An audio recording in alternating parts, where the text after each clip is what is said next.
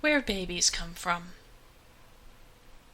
It is quite a mystery, having babies. People don't think of it as such, because things mostly just happen and, in most cases, people are happy about babies, and rightly so. They really are a miracle, so tiny and helpless that humanity ought to have died out long ago. How Ice Age people and their tots survived by eating mammoths in caves is baffling.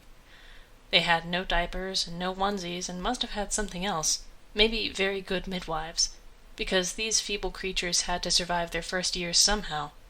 Imagine them sitting around a fire as a snowstorm drones outside and ice sheets move toward them, slowly and inexorably. The future is not merely dim. No. If they had known where it was going, perhaps they shouldn't have even started. It comes to mind that Adam's father Jacob had another son, one whom no one had expected, in addition to his long and eagerly awaited firstborn.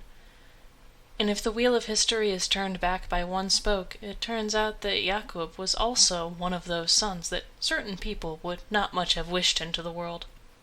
His blue-blooded mother had not gotten pregnant by the man to whom she'd been pledged at the church, but by a proud, dashing tenor. Shh! No one talks about this. Not to this day. It may not have been the real opera, the one that performs the works of Kurpinski, but the kind of touring troupe that plays folk songs in the market square. No one knows and no one cares about such ancient things. What was so irresistible about this traveling actor that a patrician lady should lose her wits? Her lawful husband Joseph could play the bandura too, even if not especially well, so it must be something beyond musical talent that ensnares women. Naturally, this Singspiel tenor also just had a child with his own dear wife, a soprano, and history doesn't know how he felt about the fact of his other son somewhere, as old as the first, like a twin. This isn't talked about in the family. It is complete silence. Nevertheless, somehow Jacob knew, and also knew that his real father's name was Nestor, and isn't that a majestic name? But he had never once seen even a single picture of his begetter. Legend tells that this tenor in a tuxedo left his lawful family soon afterwards, and who knows where the singing seasons took him, or the kinds of beautiful prima donnas he had the good fortune of kissing. Such men dance along the world like dandelion spores, and sow their seeds where the wind takes them. Sometime in the future, friends even tried to bring all the half-brothers together, and the whole lot of Nestor's abandoned scions, children of mothers, flocked together. But Jacob was drunk on the appointed day and shook his fist at his friends. "No, not interested. Fill my glass." And in a loud voice he started to sing Czeslaw Niemann's A Dream of Warsaw. So in the end, the tenor's blood flowed in him. There the matter stayed. You can never know for sure how many blood relatives walk the streets, and if you did, what difference would it make? One mother, for example, only revealed her secret on her deathbed. "Come here," she said to her aged daughter, her voice warbling. "I want to say something. I've never once. It's not a nice thing. Shameful. It might frighten you." And fumbling for the words, old eyes still full of young anger, she told how, as she carried that very same daughter at her breast, she had been putting her husband's trousers into the wash when she emptied the pockets, and found in one of them a note from another woman. It was a wretched note, in which the woman explained that she was pregnant. The woman had evidently written to ask the husband to come to her house. There were apparently descriptions of the night on which it had all happened, and the woman had implored the husband to come and help her, because otherwise she might do who knows what with herself. "You have a sister or a brother somewhere," the mother told her child, who had herself brought 2 children into the world, and who had grandchildren, and men who had come and gone. "Your age." The daughter was a practical-minded person, and didn't know what to do with this information. It was embarrassing to hear, of course, so she quickly forgot it. What's the point of vague doubts?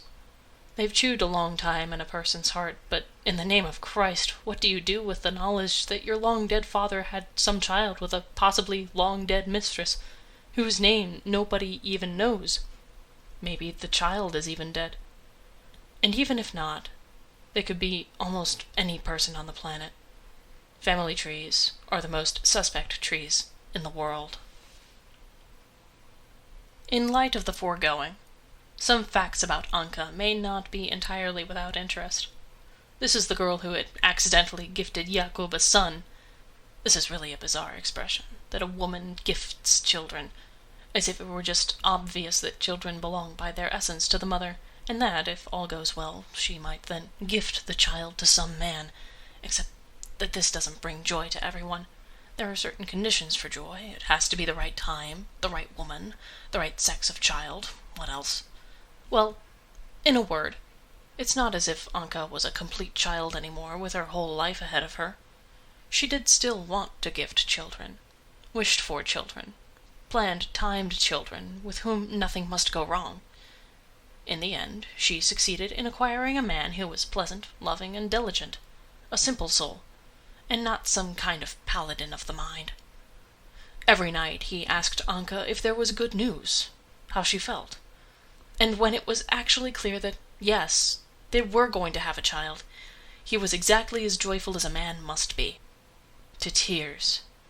But somehow it happened that, when Anka was a drop over 3 months with child, her other half came home falling down drunk, and erupted with weeping. He explained incoherently that another woman, a cook from his work, was also expecting, and it turns out that this child is also Anka's husband's kid. Anka reeled. How could life torment her twice in a row? It is simply obscene. She even weighed a sin against God, the very one the gold-necklaced doctor so readily recommended to her when she was carrying Jakob's child. But the time had passed, and the child was too big, too existent, to wish it gone, and, as before, the decision to lose the child did not submit for a moment to sober reason. Deceived in life and people, but not in herself or her child, Anka was prepared to accept her fate, even if it was to be twice a single mother. Her husband came home now and again, performed the duties of his sex, now in the one and now in the other materfamilias's bedroom. And Anka didn't bat an eye. Better have a husband than none at all. She didn't prevent his goings and didn't nag his comings, and this was not submission, but deep yeoman wisdom. A person ends up with nothing eventually. Until then, she makes peace with what is. Soon, 2 new citizens of the world were born, 2 weeks apart from each other, and stricken to his last nerve, the milksop ran about between their cribs without knowing what he had to do. It is quite incomprehensible that something as idle as sleeping with a woman could cause such endless quarrel and hubbub. Wailing bundles on the opposite ends of town are full of meaning. Both mothers look you demandingly in the eye and furrow their brows, and you, milksop, are empty air to them. Anka pressed the infant hard against her breast, and from that union gained the strength of giants, while her tipsy husband sat dejectedly at the table and teetered under the weight of his life. Years later, these men will begin to say that the most important thing in their lives are children, but that they didn't understand that at the right time, and now it is too late to do anything about it. They will carry pictures of their grown-up children in the folds of their wallets, and briefly yank them out of their breast pockets at every pub, show their mates what beautiful, smart, wonderful children they have, and state that if there is anything at all in the world to be proud of, then it is only the fruits of one's body. "And what kind of man am I?" this fellow will say, sadly. "I left my family, and the kids grew up without a dad. And that was better for them. I didn't know how to be a dad. Didn't know how that went. And now when I'd like to, when I'd be ready, they don't need me anymore. I'm all the same to them. How's it all gone this way?" A person has an animal's mind, after all, and deep down, doesn't connect a little fun with the lifelong pressures of rearing and responsibility. Sure, one hears where babies come from, but, good Lord, how could they know that it would happen just that time? In truth, it's entirely possible that no one had any choice, that children practically must come into the world by couplings or otherwise by fluke, and that it is some kind of clever prank of divine foreknowledge, rather than lust or carelessness, that snares them in its net. Instead, the real miracle is that model parents who respect each other and their children can be found anywhere at all. Parents who marry at a young age but finish school alongside their first children, find work, quietly advance, have more children, a big family, and the older help the younger and the grandparents come help out. The kind who come with apron and a towel, and all the children grow up big and not at all crooked. There is no splurging in their lives, but neither is their want, and everything these people do is well done, from beginning to end. They don't err, they don't doubt, and they don't falter. Indeed, Adam and Lilita's relationship had not been good in a long time. They stayed together like an old married couple, out of helplessness, powerlessness, and because they didn't know how to let go. They did try. Adam went all about with a valise in his hand, drinking wherever he ended up, with other girls hanging around his neck during his benders.